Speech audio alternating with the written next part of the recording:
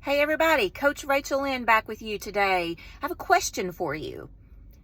Do you ever feel like you have just lost your spark, lost your zest for life, or your enthusiasm, or your acceleration moving forward? Did you know that spark plugs on an automobile deliver the spark needed to ignite the air-fuel mixture and is considered the business end of the ignition system? So no spark means no combustion, wasted energy, idle roughness, hard starting, hesitation, and possibly no start at all.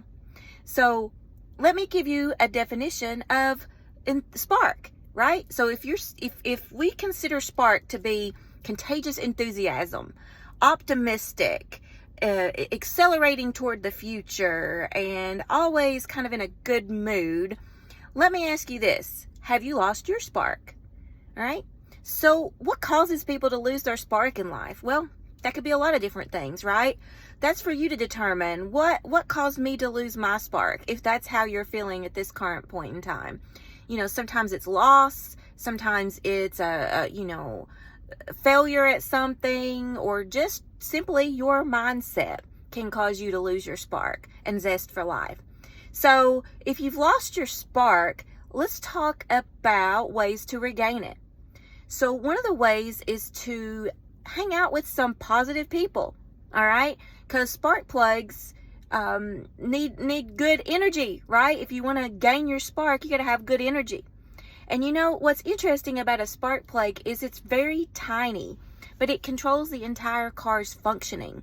So if the spark plug is in danger or it is not working, then you are going to be sitting curbside on the road of life or just idling through. And I don't know about you guys, but I don't want to just idle through life. I want to thrive. I want a life of contentment, abundance, happiness, and all of the good things that I think are so common that people want. So if you've lost your spark, what do you do to regain it? All right. Well, first of all, figuring out what caused you to lose it. What happened in your life that caused you to lose it? And then you want to look at what are your thoughts about that event, because two people can go through the same type of event and handle it two different ways. One person can use it as fuel for motivation to move forward, and another person may let it completely keep them stranded beside the road of life. So what caused you to lose your spark? All right. And what do you need to do to regain it is to start with your thoughts. One single fouled spark plug can cause an entire engine's functioning to just dissipate. All right. So all it takes for us is one negative thought to diminish our motivation, waste our energy, and keep us stranded.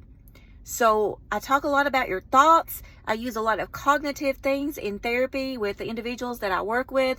Cognitive behavioral therapy basically is showing how your thoughts create your feelings, and your feelings create your behaviors. All right. And your behaviors are kind of showing up as the things in your life that maybe that you're not liking or that you're not happy with because you don't like what's showing up. All right. But what's showing up is starting with what you're thinking. So no matter what happened that caused you to lose your spark, what you have to do is look at the way you're thinking about that incident. And I always say to my clients, let life fuel you, not fool you. All right. So if you want to regain your spark, don't get fooled. Don't get fooled by those negative past experiences, those losses, those rejections, those failures. All of those negative thoughts in your head are what's creating your reality.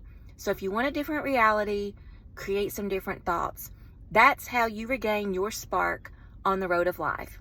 Thanks for watching, and until next time, keep living life in the driver's seat.